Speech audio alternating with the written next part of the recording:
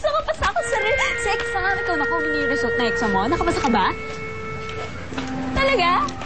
Ay, ito na yun, Alex. Ito na yung simula ng katuparan ng pangarap natin. Nax. Kung meron tayong 1 week na tayong dalawa lang magkasama, tapos pwede natin gawin na kahit ano. Ano gusto mo gawin? Kahit ano. 1 week? Pwedeng gawin ang lahat? Marami.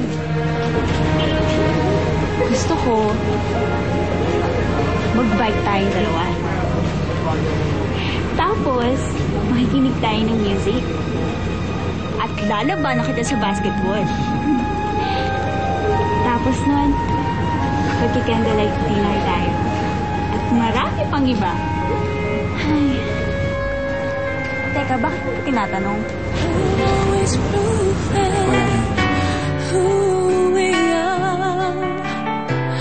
Always reaching for that rising star to guide me far and shine me home out here on my own.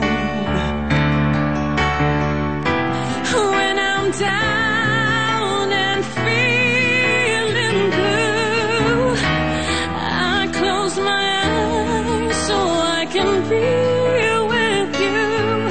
Oh, baby, be strong for me. Baby, belong to me. Help me through. Help me need you until the morning. Cheers. Cheers. Para sa baby ko.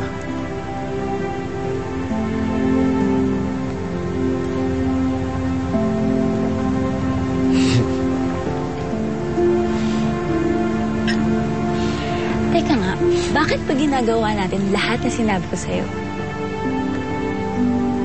Bakit ayaw mo? Mukha bang ayaw ko?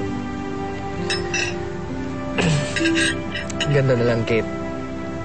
Isipin mo, lahat ng to, gift ko sa'yo. Ako rin may gift sa'yo. Pero pikit ka muna. Ganon?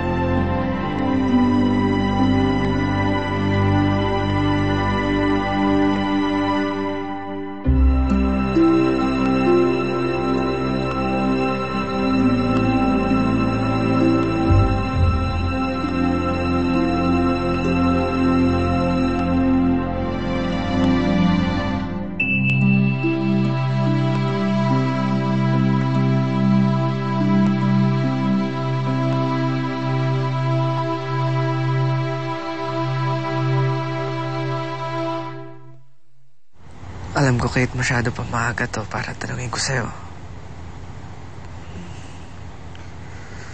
Pero, Kate, will you marry me?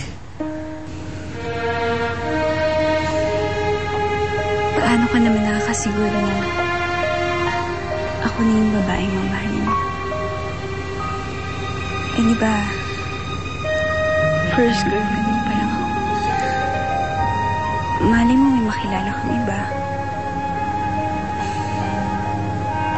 Dahil alam ko, Kate, wala na. Bakit naman ako magsasettle for anything less if I already have the best? Kate, siguradong na ako na ikaw lang ang mamahalin ko.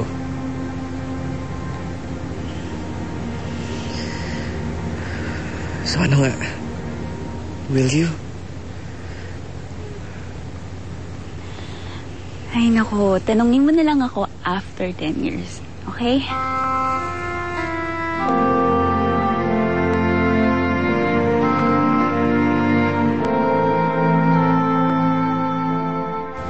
Mahal na mahal kita.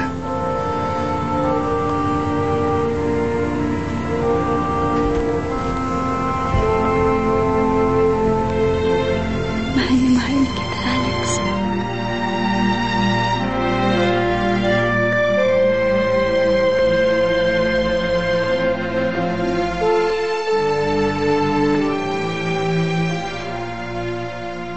Alex would always tell me na ako na talaga ang babaeng gusto niya makasama habang buhay. We all know na walang certainty ang buhay, pero kapag sinasabi ni Alex yon, damang-dama ko ang sincerity niya. And I always thought that we will really end up together one day. But sadly, that wasn't meant to happen. To me.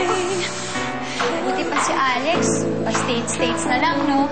Buti pumayag si Madam Principal na umabsent siya ng 1 week.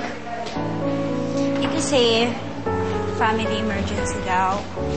Sabi ni Alex, kailangan daw talaga sila ng tita niya dun. Miss na miss mo na, no? 1 week nang wala nag-aatid sa'yo sa service at 1 week na rin wala nagbibitbit ng bag mo. At saka, 1 week na rin tayo nang inuutusan. Loka-loka. Pero, oo nga, no? Nakakamiss. Ay, ewan ko ba? Pag magkasama kami, hindi kami nauubusan ng kwento. Saka pag nandun siya, parang may magic bawat moment. Ang corny ko, ano? Eh, ganun eh. Sabi nga nila, mas corny, mas totoo. Kakaingit ka nga, eh.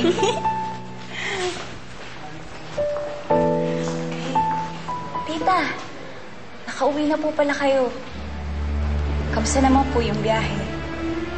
Si Alex po. Nagpunta ako dito para makausap ka. Kate, nasa hospital si Alex. May kailangan kang malaman tungkol sa kanya. When I'm down and free.